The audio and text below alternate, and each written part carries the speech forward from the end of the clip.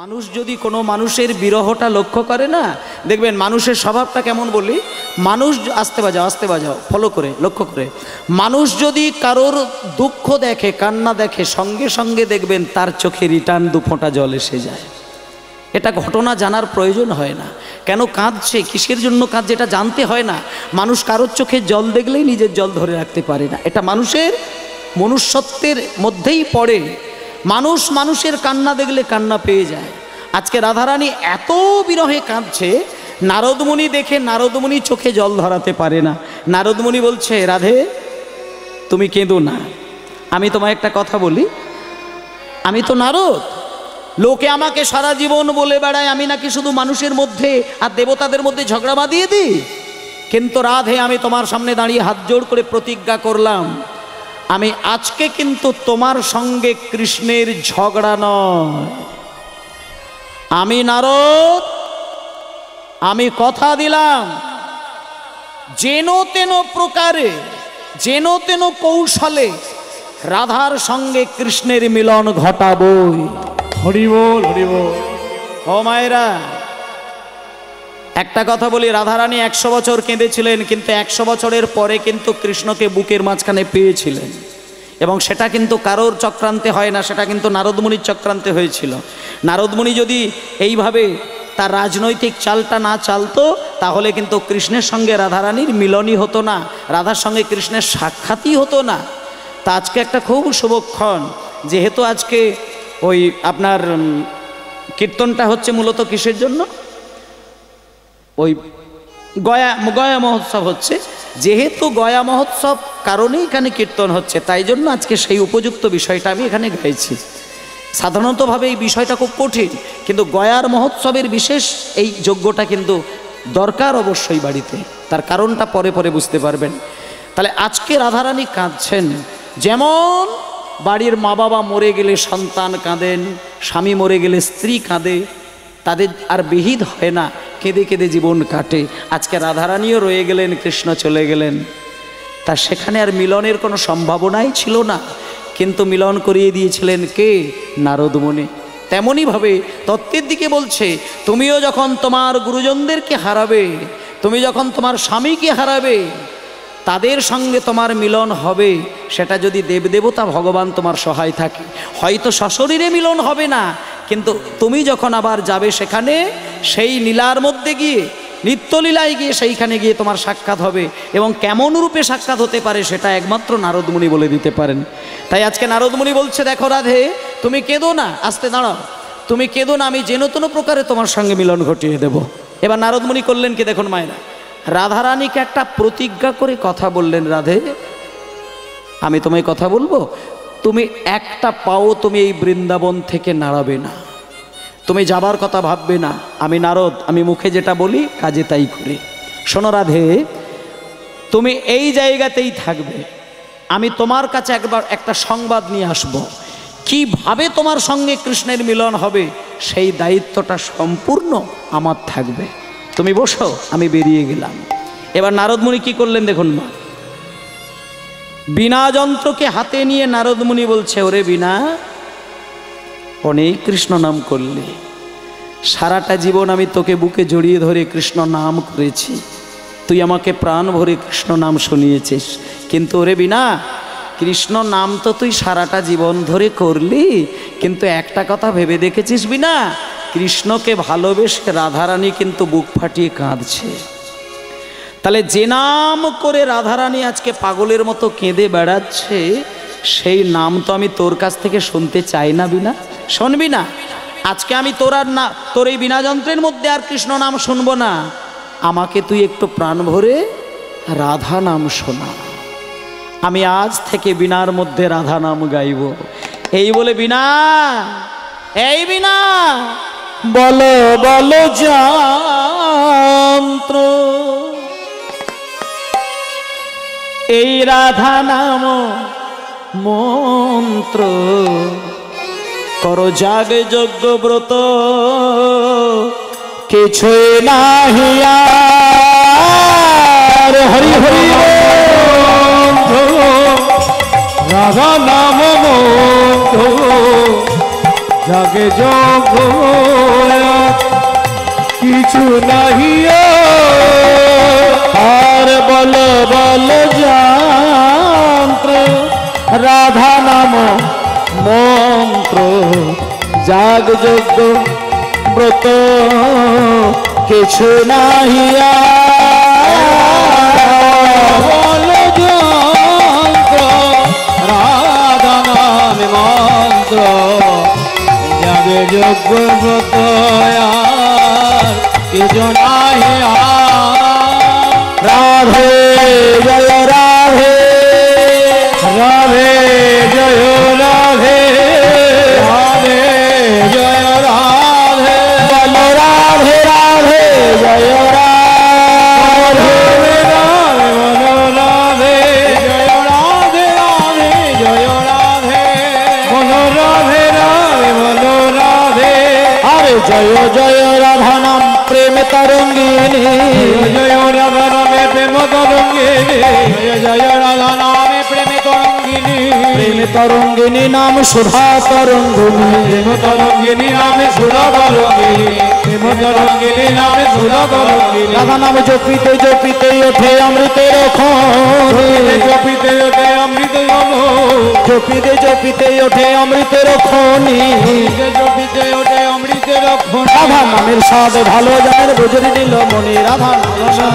ভালো জানে ব্রজের গুণমণি ভালো জানে ব্রজের গুণমণি আর বাসি আমরে গান করেন দিবস রজনী লম্বে গান করে চলবি যদি আর বাসি আমরে গান করেন দিবস রজনী লম্বে গান করে দিবস রজনী রাধা নাম গে গৌর হলেন ব্রজের গুণমণি রাধা নাম গে গৌর হলেন ব্রজের গুণমণি রাধা নাম গে গৌর হলেন ব্রজের গুণমণি গৌর গুণমণি আচ্ছা দাঁড়া মাইরা মাইরা আস্তে রাধারানীকে তাহলে নারদমুনি একটা কথা দিলেন, কি কথা দিলেন? যে রাধে তুমি আর কেঁদো না, তুমি 100 বছর কেঁদেছ, এটা আমার বুকটা ফেটে যাচ্ছে, আমি তোমাকে কথা দিলাম আর কাঁদতে হবে না, কটা দিনের মধ্যেই আমি তোমাকে একটা সংবাদ দেব, তুমি কৃষ্ণকে দেখতে পাবে, তোমার প্রতিরূপে সামনে পাবে, তুমি যেমনভাবে কৃষ্ণের সঙ্গে মধুর কথা বলতো সেই কথাই তুমি বলতে পারবে, আমি নারদ, আমার উপরে ভরসা রেখো, আমি চললাম। এই বলে মায়েরা নারদমুনি তার বীণা যন্ত্রটাকে হাতে নিয়ে রাধানাম গাইতে গাইতে সোজা চলে গিয়েছে দ্বারকায়। দ্বারকায় গেছে কেন না, দ্বারকায় রাধারানীকে ত্যাগ করে কৃষ্ণ বেরিয়ে গিয়ে রাজা হয়েছেন। ও মায়েরা, আপনাদেরকে একটা কথা বলি, দ্বারকা মথুরা হস্তিনাপুরে যখন কৃষ্ণ গিয়েছিলেন, সেইখানে কৃষ্ণ যে লীলা করেছিলেন আপনারা বলুন তো, সেইখানকার কৃষ্ণের হাতে বাঁশি ছিল না চক্র ছিল? মনে করুন কুরুক্ষেত্রের যুদ্ধে আপনারা যে কৃষ্ণকে দেখেন, ক্যালেন্ডারে দেখবেন অর্জুন আর কৃষ্ণ আছে, ওইখানে কৃষ্ণের হাতে বাঁশি দেখেছেন না চক্র দেখেছেন? চক্র। তাহলে দ্বারকা মথুরার কৃষ্ণ কোনোদিন বাঁশি ধরে না, দেখতেও পাবেন না, আপনি কোথাও দেখতে পাবেন না যে দ্বারকা মথুরার কৃষ্ণ বাঁশি নিয়ে দাঁড়িয়ে রয়েছে, সব জায়গাতেই চক্র নিয়ে দাঁড়িয়ে আছে। তার কারণ উনি কিন্তু সেই সময় প্রেম রক্ষার জন্য কিন্তু ওইখানে দাঁড়ায় না, উনি ওখানে যুদ্ধ করার জন্য দাঁড়িয়েছেন, দুষ্টের দমন সৃষ্টের পালন করার জন্য। তাহলে দুষ্টুকে দমন করতে গেলে বাঁশি দিয়ে লাঠিবাটা করলে হবে না, দুষ্টুকে দমন করতে গেলে চক্রের দরকার হবে, ধনুর্বাণের দরকার হবে। তাই কৃষ্ণ যুদ্ধ করতে গিয়েছে দ্বারকায়, এবার দ্বারকায় গিয়ে রাজা হয়েছে, এবার সেই রাজবেশের রাজার ওই রাজবাড়ির দরজার সামনে নারদমুনি গিয়ে বীণা যন্ত্র বাজাচ্ছে। মায়েরা বলুন তো বীণা যন্ত্রে কি নাম বলছে? বীণা যন্ত্রে কৃষ্ণ নাম করে না, রাধা নাম করছে। এবার ওই রাধা নামটা করতে করতে একেবারে রাজবাড়ির ঠিক যে গেটটা আছে, যে মূল গেট যেখানে দুটো দারোয়ান দাঁড়িয়ে আছে, সেই গেটের সামনে গিয়ে নারদমুনি দাঁড়িয়েছেন। নারদমুনি দাঁড়িয়ে উচ্চস্বরে বলছে, রাধা রানী কি জয়, রাধা রানী কি জয়, রাধা রানী কি জয়। এবার রাধা রানী কি জয় মানে রাধা রানীর নাম যখন করছে, আস্তে, কৃষ্ণ তো বিরাট রাজা, বিরাট রাজবাড়ি, সোনার খাটে একবারে সিংহাসনে বসে আছেন। হঠাৎ করে দেখলো কি ব্যাপার, দ্বারকায় তো রাধার নাম করবে এমন তো কোনো ব্যক্তি নেই, তা আমি একবার দেখি। এই বলে সিংহাসন থেকে গুটি গুটি পায়ে নেমে দরজাটা খুলেই সামনে দেখছেন নারদমুনি দাঁড়িয়ে রয়েছেন। আরও দু চার পায়ে গিয়ে কী ব্যাপার নারদ, তুমি তো সারা জীবন বিনা যন্ত্রের মধ্যে নারায়ণ নারায়ণ নারায়ণ বলে বেড়া, তা আজকে তোমার কি দুর্গতি হলো? তুমি নারায়ণের নাম ছেড়ে দিয়ে তুমি হঠাৎ করে তোমার বিনা যন্ত্রে রাধা রাধা রাধা রাধা বলে পাগল হয়ে যাচ্ছ। আরে বাবা, রাধারানী তো তোমার প্রিয় নাম নয়, রাধারানী আমার প্রিয় নাম। আমার ওই প্রিয় নাম ধরে তুমি আমারই রাজবাড়ির সামনে রাধা নামকে আমাকে তুমি এত পাগল করছো কেন, অস্থির করছো কেন? এবার এর উত্তরে নারদমুনি কি দিচ্ছেন দেখুন। নারদমুনি বলছে, শোনো কৃষ্ণচন্দ্র, আমি একটা কথা বলবো, তুমি হতে পারো ভগবান, তবে আমি নারদ স্পষ্ট কথা বলি, কষ্ট পাই না। চটুক ফাটুক দেখার দরকার নেই, আমি যেটা বলি সেটা সত্য কথা বলি। শোনো হে কৃষ্ণচন্দ্র, তুমি যে যুগে দাঁড়িয়ে রয়েছ এই যুগটা হচ্ছে দাপর যুগ, আর এই দাপর যুগের আগে ছিল ত্রেতা যুগ। ত্রেতা যুগে ভগবান ছিলেন রামচন্দ্র, আর তুমি দাপরে হয়েছ কৃষ্ণচন্দ্র। এবার একটা কথা বলি, ভগবান হয়ে যখন ভুল করে ফেলে না, ভগবান হয়ে যখন কেউ ভুল করে, ভগবানকেও প্রায়শ্চিত্ত করতে হয়। মানুষ যদি পাপ করে তার জন্য প্রায়শ্চিত্ত করতে হয়, মানুষ যদি অপরাধ করে তার জন্য নিজেকে কাঁদায়, সেটা লোকের সামনে না বললেও মন্দিরে গিয়ে অন্তত ভগবানের কাছে কাঁদে। তা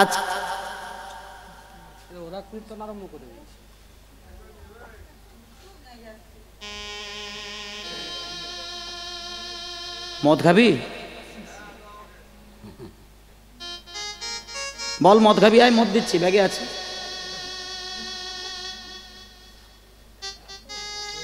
চোখের দিকে তাকিয়ে আছিস, তোর এত ক্ষমতা আছে?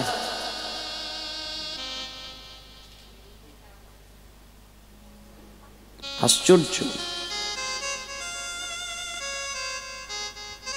হরি বল হরি বল হরি বল, জয় নিতাই। তা এইবার রাধারানীর নামটা যখন শুনেছে কৃষ্ণচন্দ্র, তখন এইবার কৃষ্ণচন্দ্র বলছে, শোনো, আমার এই প্রিয় নাম ধরে তুমি আমাকে কেন বিরক্ত করছো? নারদমুনি তখন বলছে, আমি এই রাধারানীর নাম কেন গাইছে সে উত্তর তোমাকে দেব না, তবে একটা ব্যাপারে বলে দিচ্ছি, তুমি কিন্তু অপরাধ করেছো, সেই অপরাধ সেই পাপ তোমাকে প্রতিকার করতে হবে। যদি না করো আমি সারা বিশ্বে ছড়িয়ে দেব, তুমি ভগবান হতে পারো না। কৃষ্ণচন্দ্র বলছে, আমি তো ভগবান, লোকে সবাই জানে, তাহলে আমি কি অপরাধ করেছি এটা তুমি দাঁড়িয়ে বলো।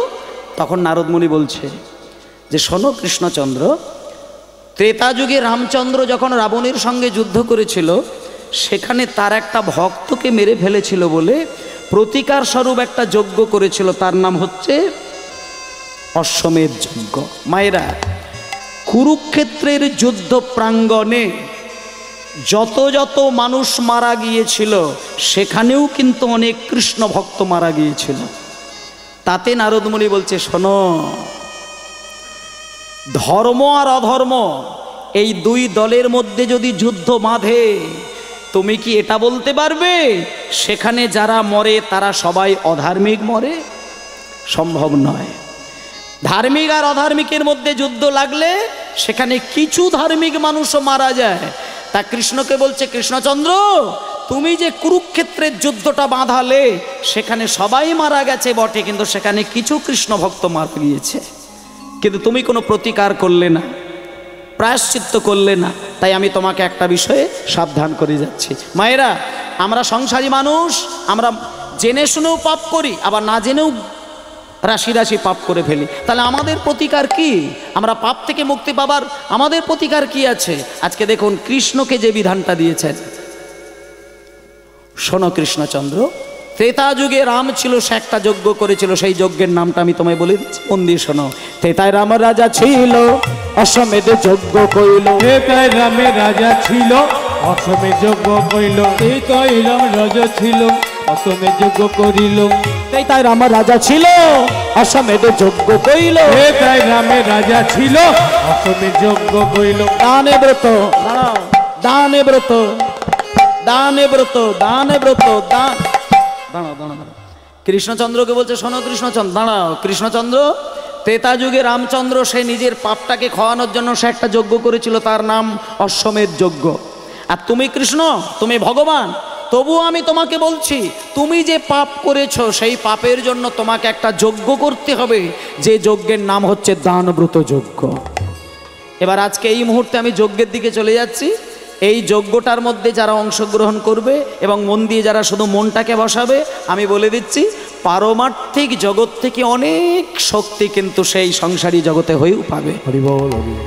এই যজ্ঞে যে অংশগ্রহণ করবে শুধু মন দিয়ে শ্রবণ করলেই অনেক কিছু পাবে, কত কিছু পেতে পারে সেটা ভাবা যাবে না। আজকে কৃষ্ণকে বলে দিচ্ছেন, আজকে তুমি যে যজ্ঞটা করবে সেই যজ্ঞের নাম আমি তোমাকে বলে দিলাম, দানব্রত যজ্ঞ হবে এবে।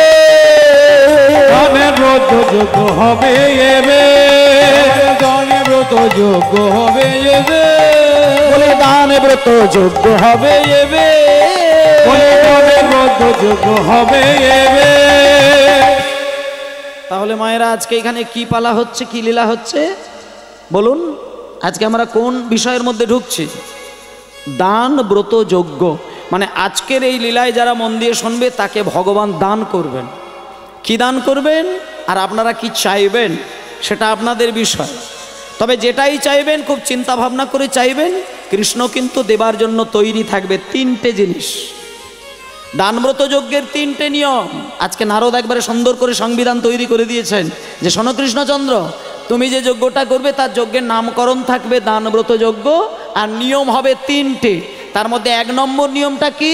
শোনো বলি হে রাজন ত্রিভুবন নিমন্ত্রণ। শোনো বলি হে রাজন ত্রিভুবন নিমন্ত্রণ, শোনো বলি হে রাজন ত্রিভুবন নিমন্ত্রণ। নিমন্ত্রণ সবারে করিবে, নিমন্ত্রণ ওই না নিমন্ত্রণ সবারে করিবে, কেউ যেন বঞ্চিত না হয়, বঞ্চিত না হয়, কেউ যেন বঞ্চিত না হয়, কেউ যেন বঞ্চিত না হয়, ওই দানব্রত যজ্ঞ হতে কেউ যেন বঞ্চিত না হয়। দানব্রত যজ্ঞ হতে কেউ যেন বঞ্চিত না হয়। দাঁড়াও দাঁড়াও দাঁড়াও, ও বাবা, আজকে যজ্ঞটা দানব্রত যজ্ঞ নিয়ম একটা বলছি, ত্রিভুবনকে নিমন্ত্রণ দিতে হবে। নারদমুনি বললেন কিভাবে চক্রান্ত করে রাধার সঙ্গে মিলনটা হবে দেখুন। বলছে ত্রিভুবনকে নিমন্ত্রণ দিয়ে দাও, সবাই আসবে, তোমার যজ্ঞের চারিপাশে ভিড় করে দাঁড়াবে। আর 2 নম্বর নিয়ম, যে যা চাইবে তাই দেবে, সবার আশা মেটাইবে। যে যা চাইবে তাই দেবে, সবার আশা মেটাইবে, যে যা চাইবে তাই দেবে, সবার আশা মিটাইবে। দান সবারে করবে হাসি মুখে, দান সবারে করবে হাসি মুখে, এবার দান সবারে করবে হাসি মুখে। 2 নম্বর নিয়মটা হচ্ছে যে যা চাইবে তাই দিবে, সবার আশা তুমি মিটাইবে। এইটা আপনাদের মধ্যে চলে গেল। আপনারা আজকে দানব্রত যজ্ঞে যেটা চাইবেন মনে মনে সংকল্প করে নেবেন, আমাকেও বলতে হবে না, পাশের কাউকেও বলতে হবে না, এমনকি বাড়িতে গিয়ে স্বামীকেও বলার দরকার নেই। শুধু শুভ জিনিসটা চাইবেন, ঈশ্বর দেবার জন্য প্রস্তুত। কারণ আজকে সংকল্প করেই নিয়েছেন কৃষ্ণ যে তিনি যেটা বলবে তাই শুনবে।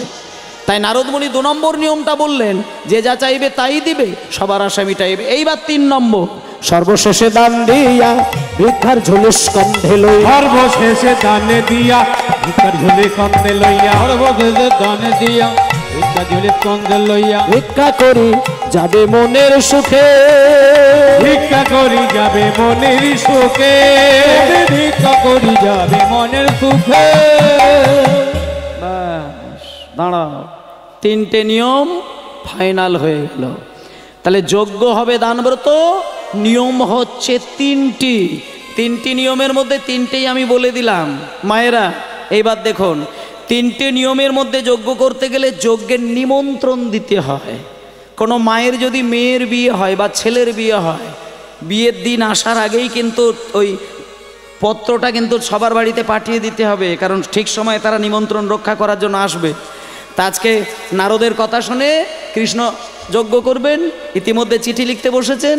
মায়ের একটা বলুন তো, যজ্ঞ করতে গেলে সবার প্রথমে চিঠিটা কাকে দেওয়া দরকার? মানে আজকে যেহেতু এখানে যজ্ঞ হবে, তাই অ্যাট ফার্স্ট যে চিঠিটা দেবেন কাকে দেবেন?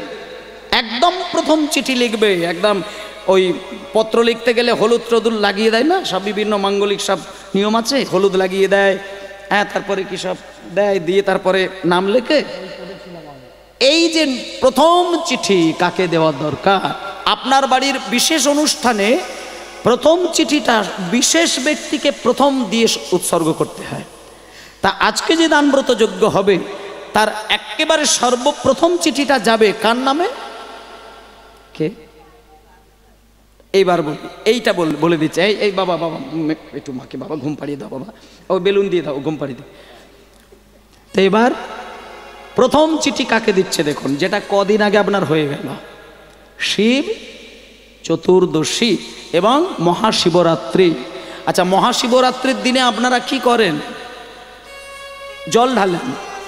এই মহাশিবরাত্রির দিনে শিবের মাথায় বা চরণ বা যাই বলেন, এই যে জল ঢালা হচ্ছে, কেন জল ঢালা হচ্ছে মানে আমরা কেন ঢালি? শিবের চরণে জল ঢাললে শিবের মতন স্বামী পাবো বলে? ফালতু কথা। এটা ভেবে যারা জল ঢালে তাদের সর্বনাশটাই বেশি হয়। শিবের মাথায় জল ঢালা মানে শিবের মতো স্বামী পাবেন। এবার শিবের মতন স্বামী যদি আপনার কপালে জোটে, সেই স্বামী যদি 5 কিলো গাঁজা মাথায় করে নিয়ে ঘুমায়, তখন আপনি কি করবেন? এই তো একটু আগে শিব বসেছিল, ওরকম শিব যদি আপনার পাল্লায় বসে তা আপনি কোথায় যাবেন? শিবের মতো স্বামী মানে শিব যে গাঁজা খায়, অমুক তমুক হ্যান ত্যান, ওসবের বিষয় নয়। বলি একটা কথা বলি, শিব মহাযোগী, এটা জানেন তো? শিব মহাযোগী মানে তিনি যোগ সাধনার দ্বারা, তপস্যার দ্বারা স্রষ্টার সঙ্গে নিজের যোগাযোগটা কিন্তু রেখেছেন। মানে মনে করলেই তিনি তার যোগ সাধনার দ্বারা পরম ব্রহ্মের কাছ থেকে যা মনে করে তাই পেতে পারেন। আর একটা কথা বলি, সারা বছর যদি আপনি নাও কিছু করেন, শিবরাত্রির দিন যদি শিবের চরণে জল ঢালতে পারেন, মহাযোগী শিব ওই দিনকে পূর্ণ শক্তিমান হয়ে বসে থাকে। পূর্ণ শক্তিমান মানে একটা মানুষকে পূর্ণ শক্তিমান হতে গেলে যা যা শক্তির দরকার হয়, ওই দিন ভোলানাথ কিন্তু সমস্ত শক্তিটাকে সঞ্চয় করে থাকেন। আর ওদিনকে যদি আপনি শিবকে খুশি করেন, আপনি শিবের কাছ থেকে সেই শক্তি পাবেন, যে শক্তি দিয়ে আপনি আপনার মানব জীবনটাকে সুন্দর করে সাজাতে পারেন। হরি বল, হরি বল। যেমন একটা কথা বলি, আপনি সংসারী মানুষ হতে গেলে আপনাকে দুটো জিনিস কিন্তু থাকতে হবে। সেই দুটো জিনিসের যদি না থাকে আপনি সংসারে কিন্তু সুখ পাবেন না। সেই দুটো জিনিসের মধ্যে কি? একটা হচ্ছে সহনশীলতা, আর একটি হচ্ছে গ্রহণশীলতা। সহন মানে হচ্ছে সহ্য ক্ষমতা, আর গ্রহণশীলতা মানে গ্রহণ ক্ষমতা। মনে করুন আপনি সংসারী মানুষ, আপনি বাড়ির মেন গার্জেন, কিন্তু সংসারে হাজার ঘটনা ঘটবে, হাজার কথাবার্তা আপনাকে শুনতে হবে, কিন্তু সহ্য শক্তি যার অনেক বেশি। একটা কথাই আছে না, যে যত সয় সে তত বড় মহাশয়, আর যে নাশ হয় সে নাশ হয়। এটা একটা কথা, এটা আমার ঠাকুরমাই বলতেন যে এই যে তোরা বাংলা পড়িস, বাংলায় শ কটা বলতো? বাংলায় শ কটা আছে? বিকাশ, বাংলায় শ কটা? তুই তো বাংলা নিয়ে এমএ করেছিস। 3টি শ। 3টি শ কি কি? তালব্য শ, দন্ত শ, পেট কাটা মূর্ধন্য শ।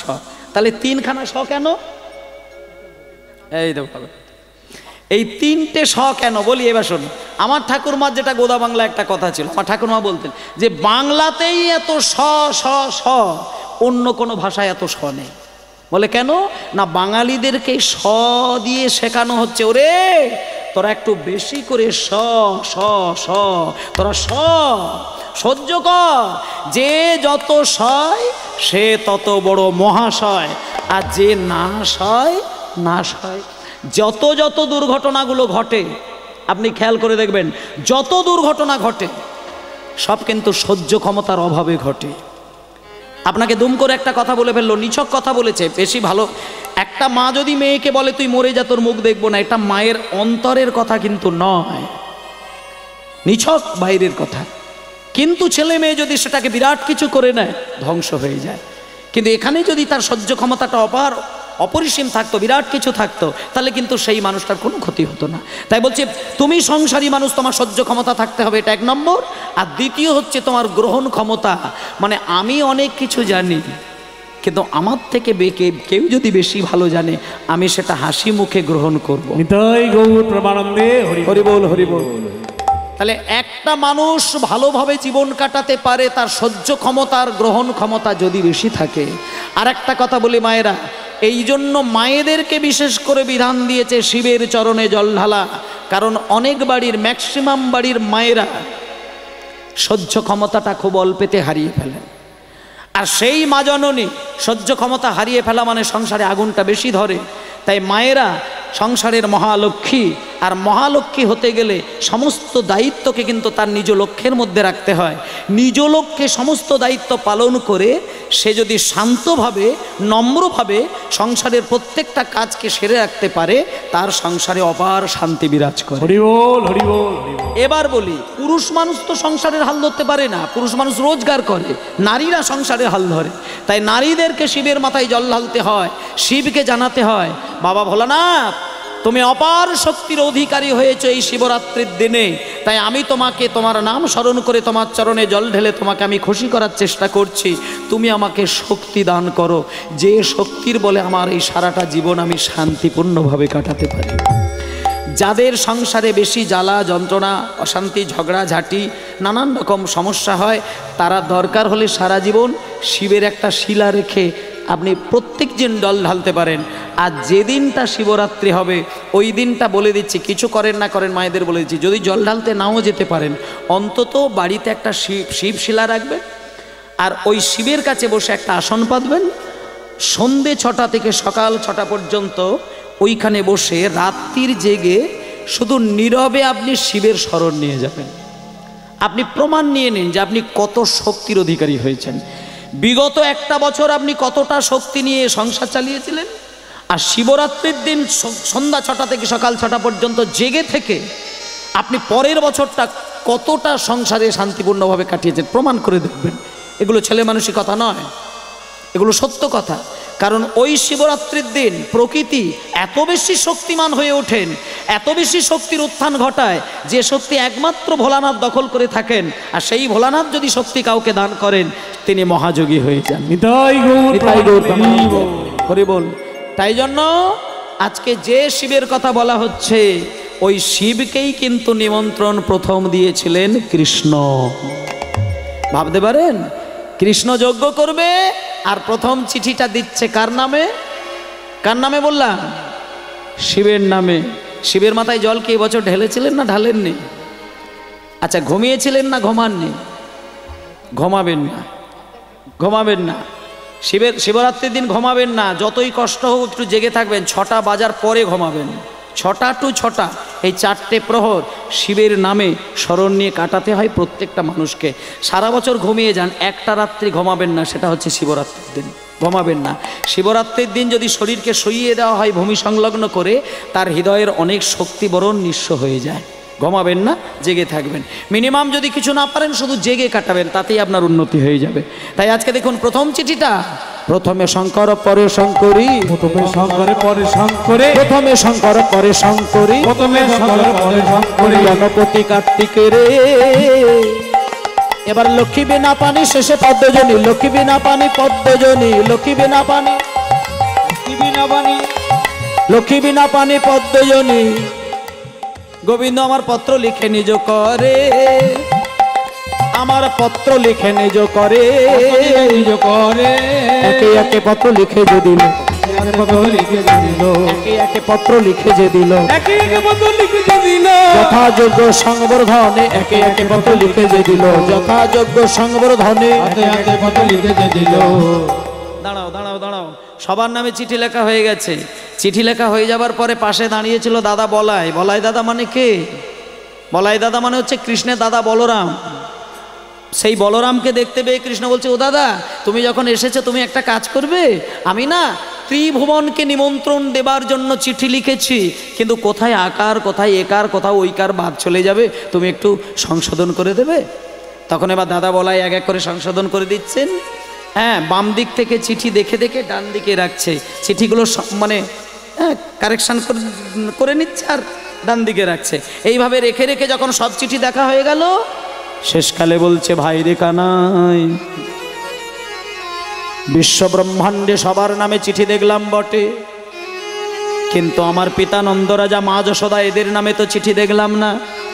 যখন মা বাবার কথা শুনেছেন, গোবিন্দ আমার কেঁদে কেঁদে কেঁদে কেঁদে বলে, ওগো দাদা, বিশ্ব ব্রহ্মাণ্ডে সবার নামে চিঠি লেখার মতন আমি পড়াশুনো শিখেছি বটে, সুরে সুরে বাজাবে না, চিঠি লেখার মতন পড়াশুনো শিখেছি বটে, কিন্তু আমার পিতা নন্দরাজা আর আমার মা যশোদা দেবী, এদের আমি চিঠি লেখার মতন আমি ভাষা খুঁজে পেলাম নাই। একটা কথা বলি বাবা, আপনি যতই অনুষ্ঠান করুন, যজ্ঞ করুন, ছেলের বিয়ে দিন, মেয়ের বিয়ে দিন, জন্মদিন পালন করুন, যাই যাই করুন না কেন, সবাইকে চিঠি দিয়ে নিমন্ত্রণ দেওয়া যাবে, কিন্তু মা বাবাকে কোনোদিন চিঠি দিয়ে কোনো সন্তান নিমন্ত্রণ দিতে পারে না। একটা ছেলে যদি বিয়ে করে, এখন সেখানে কি সবাইকে চিঠি দেওয়া যাবে? মাকে চিঠি দেওয়া যাবে না, কারণ মা বাবাকে চিঠি দিয়ে নিমন্ত্রণ সন্তানের ক্ষেত্রে দেওয়া চলে না। এবার দাদা বলাই বলছে, শোন ভাই, মা বাবাকে চিঠি দেওয়া যায় না সেটা বলা যাবে না, মা বাবাকে চিঠি দেওয়া যায় যদি ভাষা জ্ঞানটা তার জানা থাকে। হোমায়েরা, মনে করুন কোনো একটা ছেলে আমেরিকায় থাকে আর তার মা বাবা এই আপনাদের গ্রামে থাকে।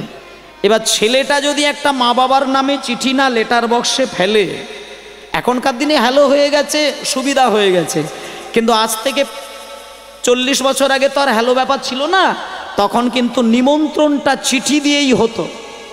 তা কোনো ছেলে যদি ভারতবর্ষে একটা চিঠি না পাঠায়, তাহলে তো মা বাবা খবর পাবে না। সেই ক্ষেত্রে দাদা বলাই বলছে যে, কৃষ্ণ, মাকে চিঠি দেওয়া যাবে, ভাষা জ্ঞান থাকলেই দেওয়া যায়। তুই শোন, তুই ভাষা খুঁজে পাস না, তাই তো আমি বলে দিচ্ছি, তুই লেখ, আমি তোর দাদা, শোন, লেখ, লেখ ভালো করে, লেখ লেখ লেখ লেখ। মা জননী আমার, মা জননী আমার, বাল্যকালে তোমার কোলে বড় হয়েছি, কত ব্যথা দিয়েছি তোমায়, জগতের কল্যাণের জন্য তোমার বুকে ব্যথা দিয়ে আমি দ্বারকায় এসে রাজা হয়েছি।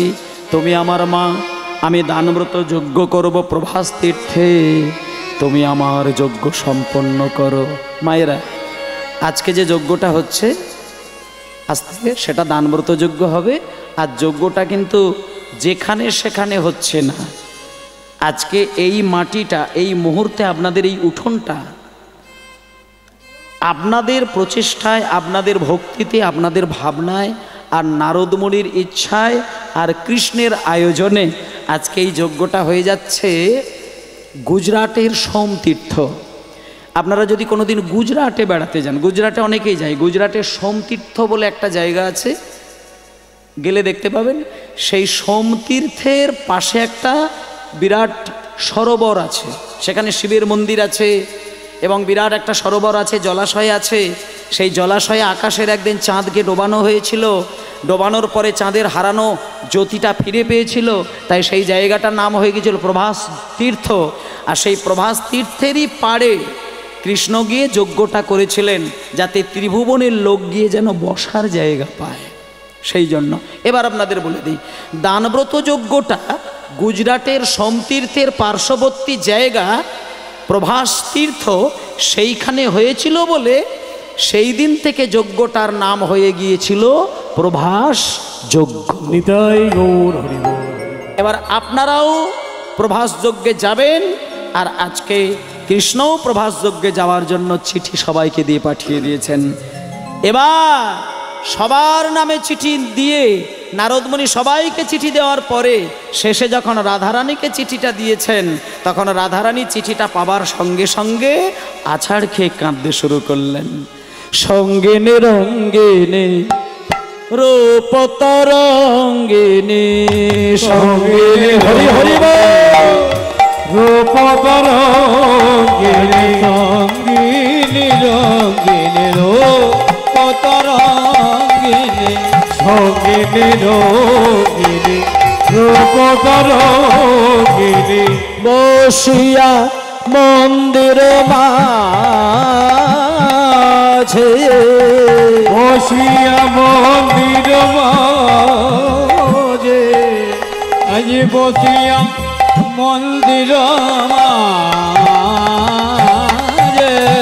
আর মদন মোহন সহিত যাতনে মদন মোহন সহিতে যতনে মদন মোহন সহিতে যতনে এবারে রাইক করিলা সাজে রায়গে করিলা সাথে রায়গে করিলা সাথে আর সঙ্গে নিরঙ্গিনী রূপ করো হরি হরি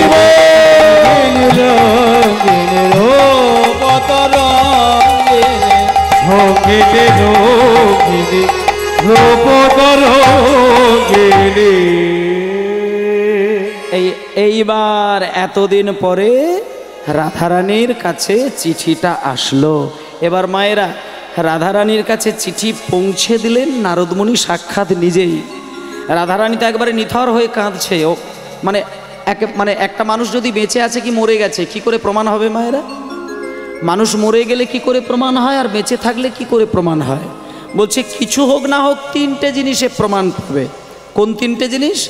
কেউ বেঁচে আছে কি মরে গেছে তার প্রথম লক্ষণ হচ্ছে হাতের নাড়িটা ধরে দেখবেন, নাড়ি চলবে, চোখের দিকে তাকালে চোখের পলক পড়বে, আর নাকে নিঃশ্বাস বইবে। এ তিনটে যদি না থাকে জানতে হবে মানুষটা মারা গিয়েছেন।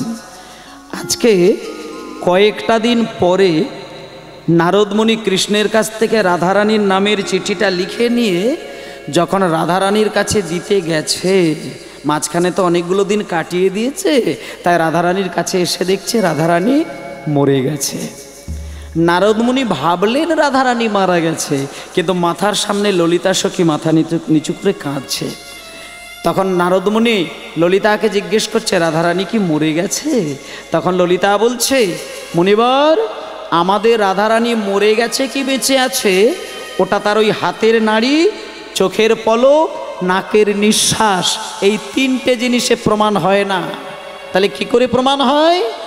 যদি কোনো ভাগ্যবান অনুরাগিনী সখী একবার রাধারানীর দুটো কানে কৃষ্ণ নাম শুনিয়ে দেয়, তখন প্রমাণ হবে দেহটা স্থির থাকলেও তার দু চোখ দিয়ে দুবিন্দু জল গড়িয়ে যাবে। হরি বল হরি বল। তাহলে মানুষটা বেঁচে আছে কি মরে গেছে তার একমাত্র প্রমাণ কানে নাম শুনলে চোখে জল গড়ায়। বলুন কিরকম ধরনের শক্তি? রাধারানীর বিবরণে সেটাই বলছে। 100 বছর ধরে কাটার পরে নারদমুনি এসে যখন রাধার এই কানে একবার কৃষ্ণ নাম আর ওই কানে একবার কৃষ্ণ নাম, দুই কানে দুটো কৃষ্ণ নাম দুবার যখন শুনিয়েছে, রাধারানী শুয়েছিলেন কিন্তু চোখের দু কোণ থেকে দুবিন্দু জল গড়িয়ে পড়ল। সঙ্গে সঙ্গে নারদমুনি বলছে রাধে ওঠো, আর কেঁদো না। তুমি 100 বছর কাঁদলে আমার দিকে তাকিয়ে দেখো, আমি নারদমুনি, আমি তোমায় চিঠি দিচ্ছি, দেখো লেখা রয়েছে কৃষ্ণ তোমার নামে চিঠি দিয়েছে। এবার মায়েরা সেই কৃষ্ণের লেখা চিঠিটা নারদের হাত থেকে রাধারানী পাবার পরে রাধার মনে এত আনন্দ, ললিতা বিশাখা চিত্রা চম্পকলতাকে বলছে ওরে তোরা আমাকে নূতন শাড়ি পরিয়ে দে, নূতন করে গয়না পরিয়ে দে, নূতন করে সাজিয়ে দে, আমি আজকে প্রভাস যজ্ঞে যাব, সেইখানে আমার প্রাণ কৃষ্ণকে দেখব। বলো হে গৌর হরি বল, গৌর হরি বল, গৌর হরি বল। হে বলো হে বলো হে হরি বল হরি বল হরি বল। আচ্ছা এবার মায়েদের বলি, ললিতা বিশাখা চিত্রা চম্পকলতা সব থেকে দামি একটা শাড়ি পরিয়ে দিয়েছে, গয়না পরিয়ে দিয়েছে রাধারানী কৃষ্ণ দর্শনে যাবেন বলে। এবার আপনাদের একটা প্রশ্ন করব, রাধারানী যে আজকে এত নূতন করে সাজুগুজু করেছে, এটা কি আপনাদের ভালো লাগছে না খারাপ লাগছে? মানে এটা ভালো লাগার বিষয় না ব্যথা লাগার বিষয়? স্বাভাবিকভাবে কি মনে হয়? 100 বছর ধরে যে মেয়েটা কেঁদে কেঁদে কেঁদে কেঁদে কেঁদে কেঁদে তার মরণের দিকে চলে গিয়েছিল, 100 বছর পরে যখন নূতন করে আবার কৃষ্ণ ভাবনায় ভাবিত হলেন, নূতন করে সাজুগুজু করলেন, এটা কারোর ভালো লাগবে না এটা বলা যাবে না, প্রত্যেকেরই ভালো লেগেছে। কিন্তু মায়েরা, একজনের কিন্তু ভালো লাগেনি, একজনের একেবারেই ভালো লাগেনি। মানে সে একেবারে হাড়ে হাড়ে জ্বলছে। সে কে? কে সে? পছন্দ করে না, বৌদি সাজুগুজু করেছে, এটা ভালো লাগছে না, সঙ্গে সঙ্গে দাদার কাছে গেছে। কে বলুন তো? রাধারানী না দুটো বাঘিনীর মাঝখানে বাস করে, এক হচ্ছে জটিলা আর একটি হচ্ছে কুটিলা। কুটিলা হচ্ছে ননদী আর জটিলা হচ্ছে শাশুড়ি। আর জটিলা যে শাশুড়ি, বর্তমানে আমি ভগবানকে জানাই যেন আমার শত্রুরও যেন এরকম শাশুড়ি কপালে না জোটে। আর আজকালকার দিনে যা মায়েরা আছেন, ওরকম শাশুড়ির কাছে এক পলক থাকতে পারবেন না, এক পলকও টিকতে পারবেন না। রাধারানীর শাশুড়ির যে মর্মান্তিক রূপ, একদিন জটিলা রাধারানীকে কিছু একটা বলতে গিয়েছিল, আর এই পাটিটা এত বড় হাঁ করে বলতে গেছে, পাটিটা খিল আটকে গেছে আর পাটিটা বন্ধ হয়নি। মানে কোন দিন ঘটেছিল জানেন তো? একদিন সোনার কলসি করে যমুনায় জল আনতে গেছে, আর ঘটনাচক্রে কলসিটা হারিয়ে ফেলেছিল। এবার বাড়িতে এসেছে, শাশুড়িমার কাছে কলসি নিয়ে দাঁড়াতে পারে না বলে শাশুড়িমা বলছে, বৌমা কলসি কোথায়? সোনার কলসি কোথায়? বলি সোনার কলসি কোথায়? রাধারানী শুধু বলেছেন, মা আমি সোনার কলসি হারিয়ে ফেলেছি। বলার সাথে সাথে এমন একটি ঝেড়ে গাল দিতে গেল, আর কি সে গাল বন্ধ হয়? হাঁ হয়ে 72 ঘন্টা ছিল। এবার 72 ঘন্টা পরে কে এসেছে? কবিরাজ আসলেন। এখন কবিরাজ এসেছে, কবিরাজকে তো এখন সারাতেই হবে। কবিরাজ মোটামুটি কোনো রকম ভাবে ওই খিলটাকে সারিয়ে দিয়েছে। এবার পাটি দুটো পড়ল, আর জানা খিল সারিয়ে দিয়েছে, পাটি দুটো পড়তে গেছে, তখন ওই জটিলা চিৎকার করে মুখী, আর জানা মুখী বলেছে একবারে ডাক্তারবাবু 10 পা সরে গেছে।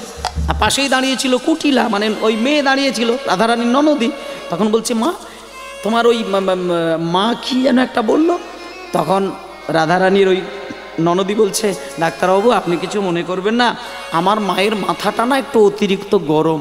কালকে ওই বৌদির সঙ্গে একটা ঝামেলা হয়েছিল কদিন আগে, আর বৌদিকে একটু ঝেড়ে ওই পড়ার মুখী বলে গাল দিতে গেছিল। ওই পড়া বলেছে, মুখীটা বলতে পারেনি। ওই খিলটা আটকে গেছে, কিন্তু ভেতরে ভেতরে তো জ্বলছে, এই গালটা কমপ্লিট করতে পারে না বলে।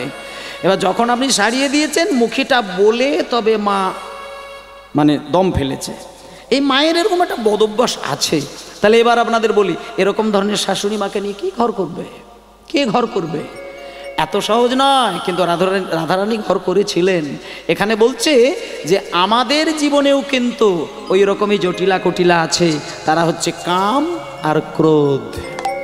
আপনিও যখন গোবিন্দ ভজন করতে যাবেন, আপনাকে বারবার ছেড়ে খাবে ওই কাম ক্রোধ, এরা ডাকতে দেবে না। তা আজকে 100 বছর ধরে কেঁদে কেঁদে কেঁদে কেঁদে কেঁদে কেঁদে ওই রাধারানীর মরণ হলো না, নূতন করে সাজুগুজু করেছে, প্রভাস যজ্ঞে যাবে, এটা সবার ভালো লাগলেও একজনের ভালো লাগে না। তিনি হচ্ছেন ওই কে? কুটিলা। কুটিলা সোজা চলে গেছে আয়ান ঘোষের কাছে, রাধারানীর স্বামীর কাছে গেছে। আয়ানের কাছে গিয়ে বলছে, দাদা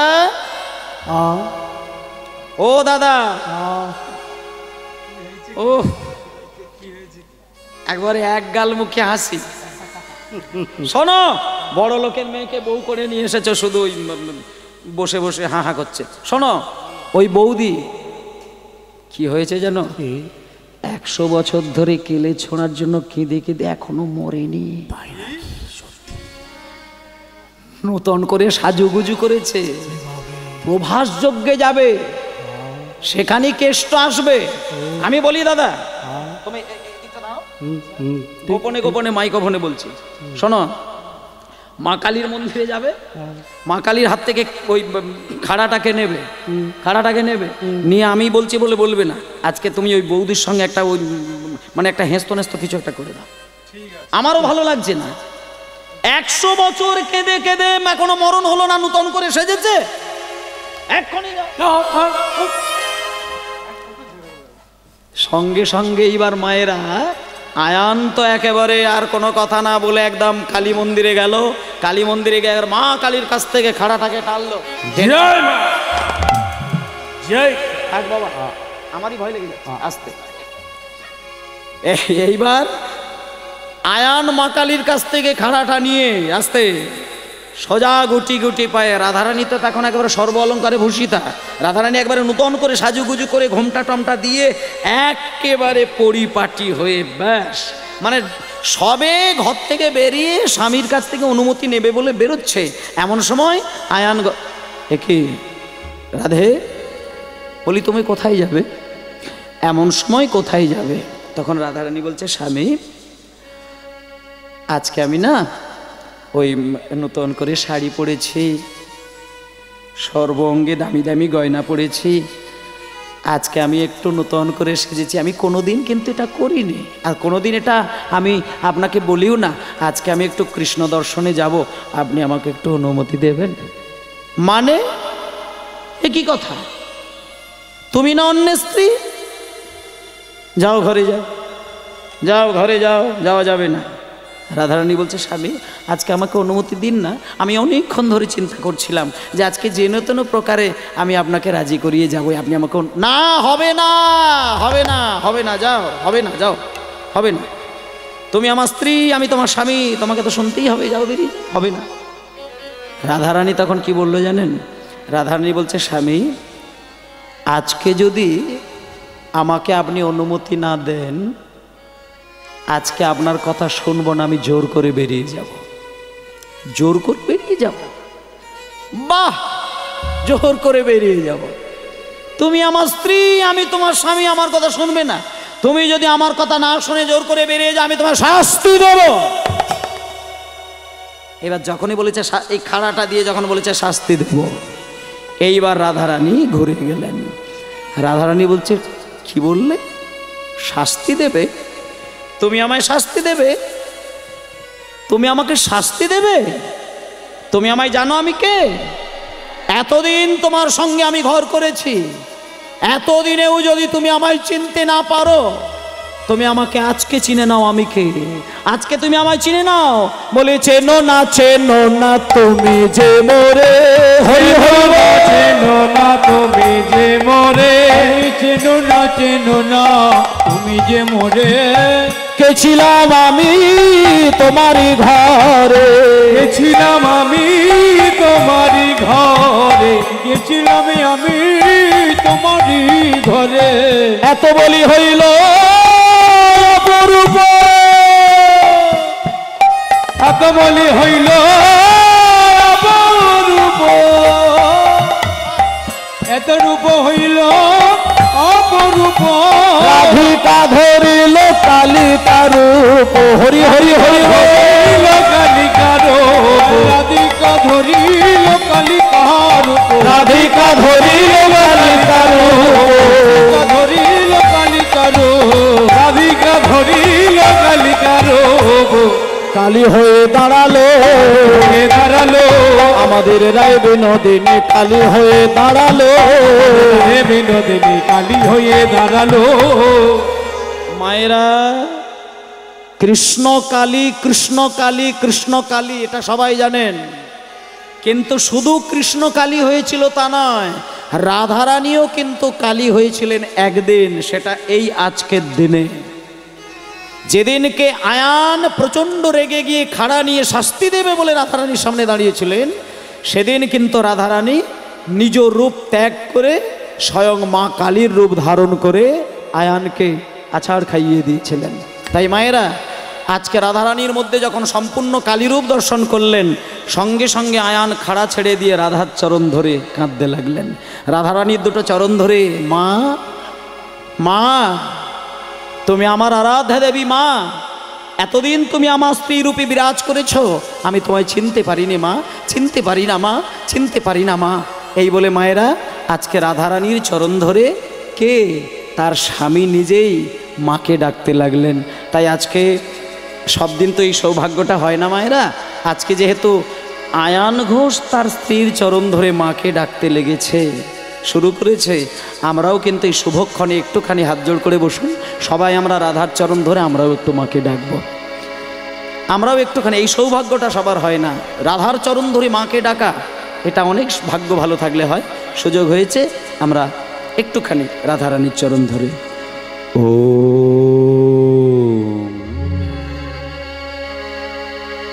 ত্বাং স্বাহা ত্বাং স্বধা ত্বাং হে বষটকার শরাত্মিকা সুধাত্মক্ষরে নিত্যে ত্রিধা মাত্রাদ্মিকা স্থিতা अर्धमात्रा स्थिता नित्या यानि चर्या विशेषतः त्वमेव शातं सावित्री तं देवी जननी परा त्वयैव धर्याते सर्वां त्वयि तस्सिज्जाते जगत् त्वयि तत्पल्लाते देवी तमाद शांत च सर्वदा विशिष्ट सृष्टि रूपातं स्थितिर्वाच बालने तथा संग्रहित रूपन्ते जगत हास जगन्मय महावेद महामाया महामेधा महासमिति महामोहा च भवति महादेवी महेश्वरी प्रकृतिस्तंच सर्वस्व भूमत्रे विभाविनी कालनत्रेर महोरात्रि महोरत्तिस्वादिना लज्जा पुष्टि तथा तुष्टित्यां शांति कंत्रेव च हरिणे शूलिनी घोरा गोदिनी चक्रिणी तथा शंखिनी चापिणी मानवशंडि परिघायुधा सम्या सम्मतरा शेष समेवत्नाति सुंदरी परावरणा परमा तमेव परमेश्वरी परमेश्वरी परमने परमेश्वरी परमेनो परमेताय गौर हरि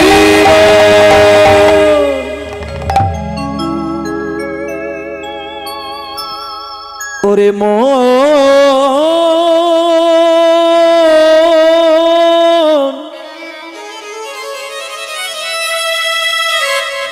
মোনামা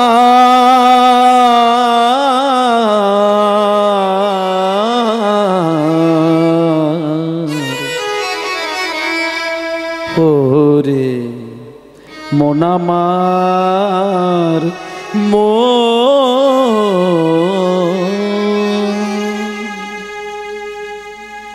ভুলো না দক্ষিণা কালী। মায়েরা, মায়ের স্তব আমরা মন দিয়ে শুনলাম, এবার ছোট্ট করে একটুখানি মায়ের গান, এবং এটা তত্ত্বপূর্ণ গান, এমনি এমনি গান নয়। এই গানটা শুনলে মানুষ জানতে পারবে যে কীর্তন শোনা কেন হয়, কি জন্য কীর্তন শুনব, একটা মানুষের নৈতিক চিন্তাটা কি হওয়া উচিত এই গানটার মধ্যে। দেখুন, ভুলো না দক্ষিণা কালী বদ্ধ হয়ে মায়া জালে ভেবে দেখ মন কেউ কারো নয়, কেউ কারো নয়, শুধু মিছে ভ্রম, মিছে ভ্রম, এই ভূমণ্ডলে ভেবে দেখ মন, ভেবে দেখ মন কেউ কারো নয়, মিছে ভ্রম ভূমণ্ডলে ভেবে দেখ তাই গৌর হরি হরি বল। নয় মিছে ভব ভবন ডলে ভেবে দেখ মনে কেউ কারো নয়। যার জন্যে মর ভেবে সে কি তোমার সঙ্গে যাবে, যার জন্যে মর মিছে থেকে তোমার সঙ্গে যাবে। বলো যার। আচ্ছা মায়েরা, একটা ছেলে সারা জীবন ওমা ওমা ওমা ওমা মা মা মা মা মা মা কেন বলে বা কে বলে? কোন ছেলে একটু বেশি করে মামা করে বলুন? আর যে ছেলে দেখবেন মা মা মা মা করে, সবাই পছন্দ করলেও তার বউ কিন্তু পছন্দ করে না। বলে আমাকে অগ্নি সাক্ষী করে বউ করে নিয়ে এসেছো, আর সবসময় মা মা করার কিসের দরকার? শুধু মা মা মা মা মা। শোনো, আমি দুটো পরামর্শ দিই তোমাকে। ওই জন্য বর্তমানে দেখবেন সুন্দরী মেয়েকে বউ করলো, কিন্তু মা যে তার নিজের সর্বস্ব ধন দিয়ে নারী ছেদন করে স্তনদুগ্ধ পান করিয়ে আদর দিয়ে ভালোবাসা দিয়ে স্বামীর সমস্ত টাকা শেষ করে দিয়ে ছেলেটাকে মানুষ করলো, ততদিন পর্যন্ত ঠিক ছিল। আর যখনই একটা সুন্দরী মেয়েকে বউ করলো, বউ এসে যখন গুরুমন্ত্র দিল, ব্যাস পরের দিনে বাজারে গিয়ে বড় হাঁড়ি কড়া খুন্তি গ্লাস থালা বাটি কিনে আলাদা রান্নাঘর হয়ে গেল। এই হয়ে যাচ্ছে, আর মায়ের ব্যাপার নেই। তাহলে কোন ছেলে মাকে ডাকলো? যে ছেলে বউকে ভালোবাসে সে মাকে অত ম্যামা করে ডাকে না, কিন্তু যে বউকে ভালোবাসে না, মায়ের স্নেহ মায়ের প্রতি শ্রদ্ধা অর্পণ করে, সে কিন্তু মাকে ডাকে। কিন্তু একটা কথা বলছে, যে ছেলে সারা জীবন বউ বউ করে গিয়ে মাকে ভুলে গেল, তার ক্ষেত্রে কি হলো এই গানটার মধ্যে বলছে দেখুন। যার জন্যে মরলি ভেবে সে কি তোমার সঙ্গে যাবে, যার জন্যে মরলি মিছে সে কি তোমার সঙ্গে যাবে। বলে যার জন্যে মরলে মিছে সে কি তোমার সঙ্গে যাবে, যার জন্যে মরলি মিছে সে কি তোমার সঙ্গে যাবে। ওমা ওমা দাঁড়াও দাঁড়াও দাঁড়াও দাঁড়াও দাঁড়াও।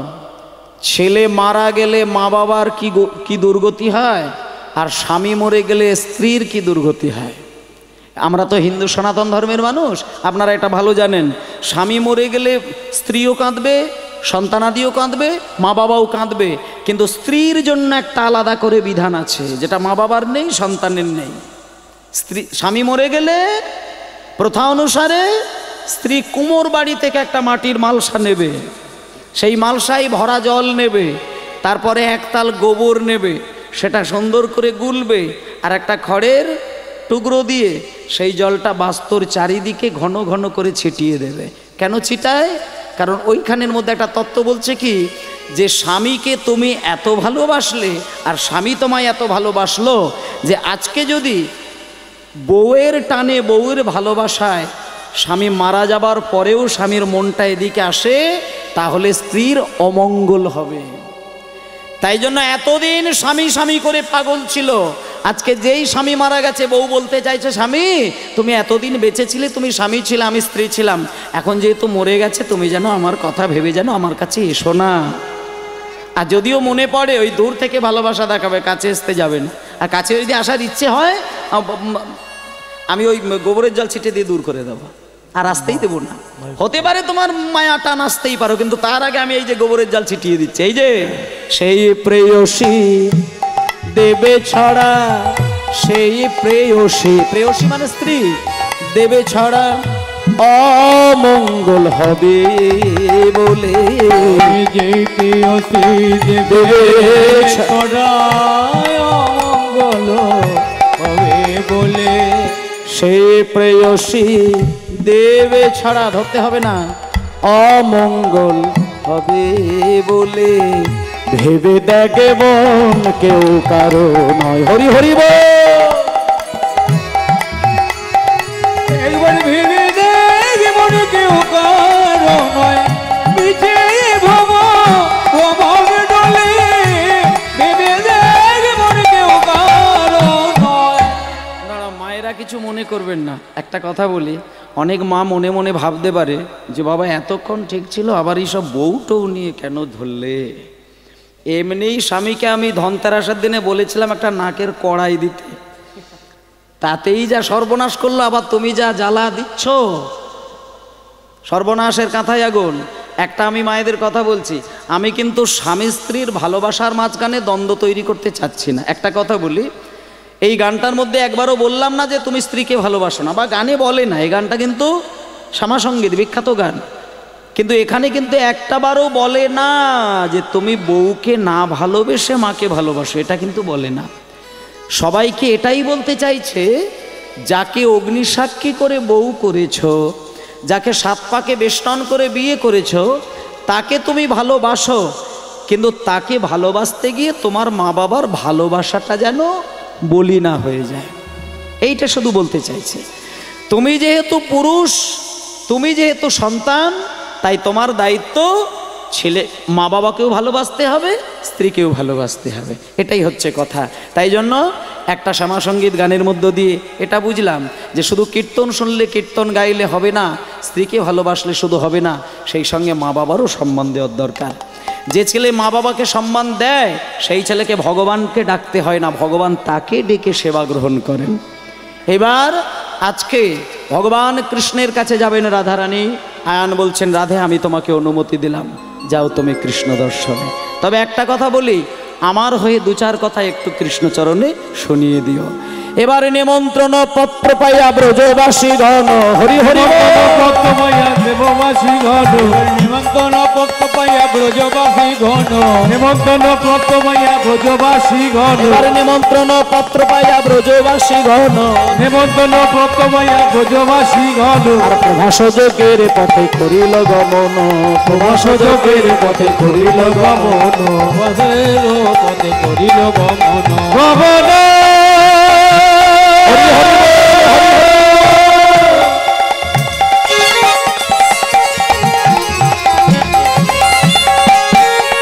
করিল রে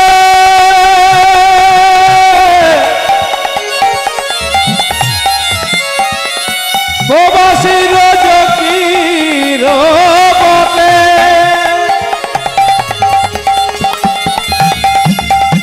করিল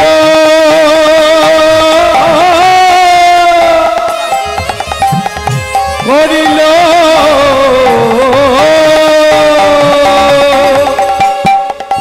প্রবাসী যোগের পথে করিল গমন, যোগের পথে করিল গমন, আর প্রভাস যোগের পথে করিল গমন, প্রভাস যোগের পথে করিল গমন। শতত ভরিয়া নিল দধি দুগ্ধ ছানা, ভরিয়া নিল নদী দুগ্ধ ছানা, আর শতত ভরিয়া নিল দধি দুগ্ধ ছানা, ভগত ভরিয়া নিল নদী দুগ্ধ ছানা, আর ফলমূল কত নিল না যাই গণনা, ফলমূল কত নিল যাই গণনা, কত নেই গণনা।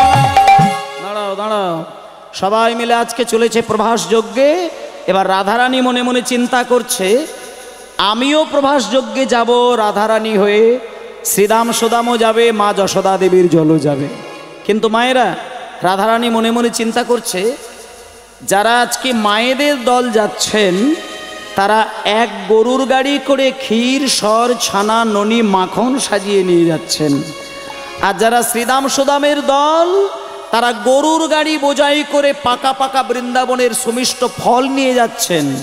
রাধারানী ভাবছে, আমি কি নিয়ে যাব? আমি এমন একটা জিনিস নিয়ে যাব যাতে কৃষ্ণচন্দ্র কারোর দিকে না তাকিয়ে আমার দিকেই তাকিয়ে থাকেন। তাই আজকে রাধারানী কি নিয়ে যাচ্ছেন দেখুন। সখী শোনে বিনোদিনী যুকতি করিয়া, সখী শোনে বিনোদিনী যুগতি করিয়া, সখী শোনে বিনোদিনী যুগতি করিয়া, আর বিনা সুতোর মালা গাঁতে হরষিত হইয়া, বিনা সুতোর মালা গাতে হরষিত হইয়া, বিনা সুতোর মালা গাতে হরষিত হইয়া, আর বিনা সুতোর মালা, বিনা সুতোর মালা। একটা বিনাশত দিয়ে দাঁড়াও মালা তৈরি করেছে। এই যে মালাটা আমাকে দিয়েছেন, এই মালার ভেতরে সুতো দিয়ে ফুলগুলো একত্রিত করা রয়েছে, কিন্তু রাধারানী আজকে কোনো ফুলের ভেতর দিয়ে সুতো নয়, কিছু ফুলকে এমনভাবে বিনিয়ে বিদিয়ে মালা তৈরি করেছে, যেটা সুতো বিনা মালা, বিনা সুতোর মালা আজকে তৈরি করে রাধারানী চলেছেন প্রভাস যজ্ঞে। এবং সবাই চলেছেন, সবার আগে শ্রীদাম সুদাম, তারপরে আরেকটি দরজা, সেই দরজা দিয়ে যাচ্ছেন। সবাই মিলে মায়েরা বলুন, বলে বলে জয় কানাইয়া লাল কি। আপনাদের মায়ের একটু জোরে বলুন, একটু জোরে বলে বলুন, বলে বলে জয় কানাইয়া লাল কি। হাতি ঘোড়া কাল কি, হাতি ঘোড়া পাল কি, ঠিক আছে। বলে বলে জয় কানাইয়া লাল কি, বলে বলে জয় কানাইয়া লাল কি, বলে বলে জয় কানাইয়া লাল কি, बोलो जय कन्हैया लाल की। हाथी घोड़ा पाल के बोलो नंदे दुलाल की। जय कन्हैया लाल के नंदे दुलाल की। कन्हैया लाल के नंदे दुलाल की। जय कन्हैया लाल के जय कन्हैया लाल की। हाथी घोड़ा पाल के जय कन्हैया लाल की। हाथी घोड़ा पाल के হাতি ঘোড়া পালকি দিয়ে যখন জয়ধ্বনি দিচ্ছেন সবাই বুঝতে পারল এবং কৃষ্ণও বুঝতে পেরেছে যে আমার শ্রীদাম সুদাম এসে দাঁড়িয়েছেন। একটা দরজা দিয়ে শ্রীদাম সুদাম আসলেন, আরেকটি দরজা দিয়ে শান্ত দাস্য রসের ভক্তগণ আসলেন, আরেকটি দরজা দিয়ে যারা মা বাৎসল্য রসে পরিপূর্ণা সেই যশোদা দেবী তিনি এসে দাঁড়িয়েছেন। এবং তিনি দরজার সামনে এসে গোপাল বলিয়া কাঁদয়ে মা, গোপাল বলিয়া কাঁদয়ে মা, গোপাল বলিয়া কাঁদয়ে মা, বলিয়া কাঁদয়ে মা। গোপাল গোপাল গোপাল গোপাল বলে আছাড় খেয়ে পড়ল। আর গোপাল এসে যখন মায়ের সামনে দাঁড়ালো, দেবকী এসে বাধা দিল। দেবকী বলল, যশোদা তুমি গোপালকে ছেলে বলবি না, গোপাল আমার ছেলে, ও আমার গর্ভজাত সন্তান। সঙ্গে সঙ্গে যোগমায়া দেবী 100টা সাদা বস্ত্র নিয়ে একদিকে গোপাল আর একদিকে দুইজন মাকে রেখে সেই দুইজন মায়ের প্রমাণ দিয়ে দিলেন। যশোদা দেবী দাঁড়িয়ে রইলেন, দেবকী দাঁড়িয়ে রইলেন, 100 কাপড়ের অপর প্রান্তে ছোট্ট গোপাল দাঁড়িয়ে রইল। সঙ্গে সঙ্গে প্রমাণটা হলো, যার স্তনদুগ্ধ ধারা 100টা কাপড়কে ভেদ করে গোপালের মুখে গিয়ে ফেলতে পারবে সে হবে গোপালের আসল মা। দেখা গেল দেবকী লক্ষ্য চেষ্টা করলো কিন্তু একটা কাপড়ই ভেদ করলো না। আর যশোদা শুধু গোপাল গোপাল বলে স্নেহের টানে কেঁদে উঠল। স্নেহের টানে 100টা কাপড় অনায়াসে ভেদ করে যশোদা দেবীর স্তনদুগ্ধ ধারা গোপালের মুখে গিয়ে পড়ল। এইভাবে মায়ের সমস্যা মিটল। দেবকী হাজার চেষ্টা করেছে কিন্তু হয় না, তার কারণ দেবকী পূর্বজন্মে অহংকারিণী মা ছিলেন রামচন্দ্রের সদমাতা কৈকেয়ী। আর এই যশোদা দেবী তিনি ছিলেন ধরা দেবী, যে স্তন কর্তন করে বন্ধক দিয়ে চাল ডাল কিনে নিয়ে সে রান্না করে অতিথিদের সেবা দিয়েছিলেন সেই ধরা দেবী। আর সেদিনকে ভাগ্যটা ভালো ছিল, সাধারণ কোনো মানুষ ছিল না। সেদিন নারায়ণ আর নারদমুনি দুইজনে সেবা পাচ্ছিলেন। হঠাৎ করে স্তন কর্তন করা অংশ থেকে যখন 3 বিন্দু রক্ত ঝরে পড়ল, তখন নারদমুনি নারায়ণের হাতটা ধরে আসন থেকে সরিয়ে নিয়েছিলেন আর বলেছিলেন, প্রভু আজকে আপনি অসুচির হাতে সেবা পাচ্ছেন, আপনি বেরিয়ে চলুন। তখন ওই ধরা দেবী বলেছিল, না আমি অসুচি নয়।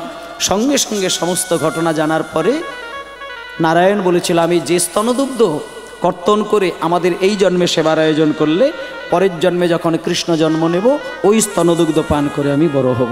হরি বল। এরপরে পূর্ব দিকের দরজায় শ্রীমতী রাধারানী তিনি এসেছেন।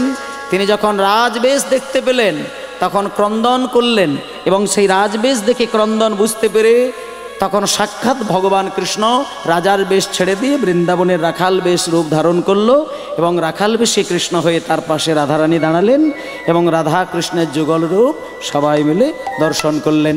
সবাই বলুন রাধারানী কি জয়, কৃষ্ণচন্দ্র কি জয়। যোগমায়া সরি হরি রচে বৃন্দাবন হরি যোগমায়া সরি হরি রুচি বৃন্দ সরি হরি রাধারে দর্শন দিল দর্শন দিল যে যা চাইলো তাই দিল সবার আশা মিটাইল চাইল তাই দিল সবার আশা মিটাইল ভাষকে মিলন হইল মিলন হইল রাধে জয় রাধে রাধে জয় রাধে সবাই বলুন রাধা রানী কি শ্যাম সুন্দর কি বৃন্দাবন ধাম কি আপন আপন গুরুদেব কি জয় জয় ভক্ত বৃন্দ গৌরী যাহার প্রাণ ভক্তবৃন্দ গৌর যাহার সবে মিলে করো মোরে প্রেম ভক্তি সবে মিলে করো মোর প্রেম ভক্তি গান জয় দাও জয় দাও জয় দাও জয়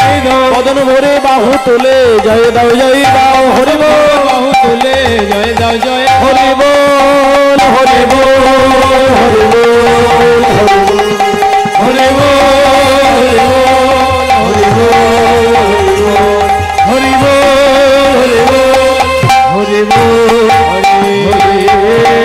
শ্রী গুরু নিতাই গৌর প্রমানন্দে হরি বল নিদাই গৌর প্রেমানন্দে হরি বল নিদাই গৌর প্রেমানন্দে হরে হরে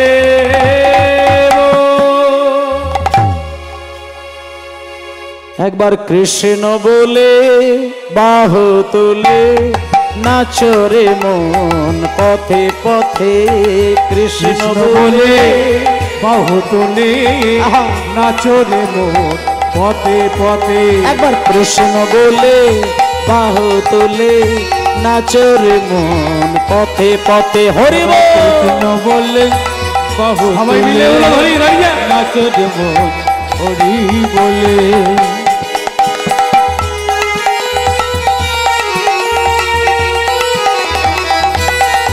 মনের জ্বালা দূরে যাবে প্রেম উদয় হবে মনের জল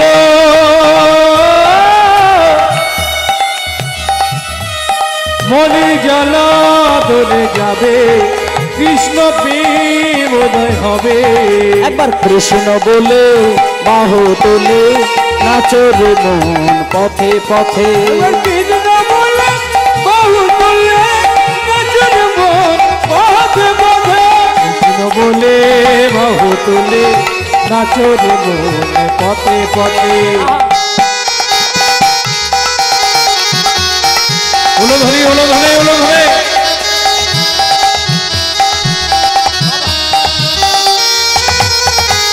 বিষয় বাসনা সব ছেড়ে প্রাণ ভরে ডাকো তারে তারে বিষয় বাসনা মোর ছেড়ে ছেড়ে প্রাণ ভরে ডাকো তারে তারে বিষয় বাসনা সব ছেড়ে প্রাণ ভরে ডাকো তারে আরে বিষয় বাসনা সব ছেড়ে ছেড়ে প্রাণ ভরে ডাকো তারে তারে বিষয় বাসনা মোর ছেড়ে ছেড়ে প্রাণ ভরে ডাকো তারে তোরা আয় আয় আয় আয় আয় আমার ভাই তোরা চল চল চল চল বৃন্দাবনে যা আয় আয় আয় আয় আয় আমার ভাই চল চল চল মোরা বৃন্দাবনে যাই আয় আয় আয় আয় আয় আয় আমার ভাই চল চল চল সবে বৃন্দাবনে যাই একবার কৃষ্ণ বলে বাহু তুলে নাচরে মন পথে পথে কৃষ্ণ বলে বাহু তুলে নাচরে মন পথে পথে সবাই মিলে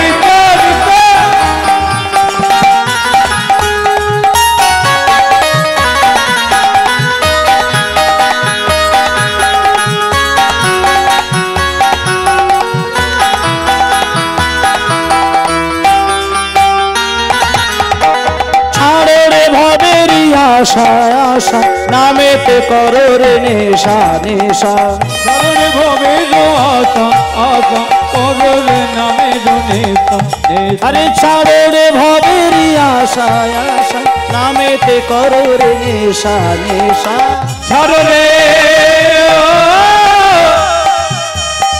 ছাড়ো রে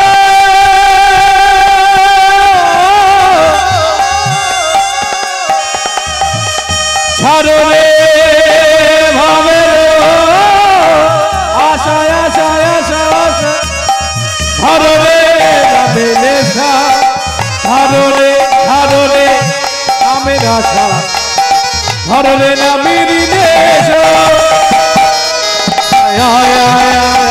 আয় আমার ভাই চল চল চল সবে বৃন্দাবনে যাই হরি হরি হরি হরি চল চল চল মোরা বৃন্দাবনে যাই এনামে নেই কোনো কাছে এনামে আছে শুধু শান্তি এনামে নেই কোনো ক্লান্তি এনামে আছে শুধু শান্তি হরি বল হরি বল হরি বল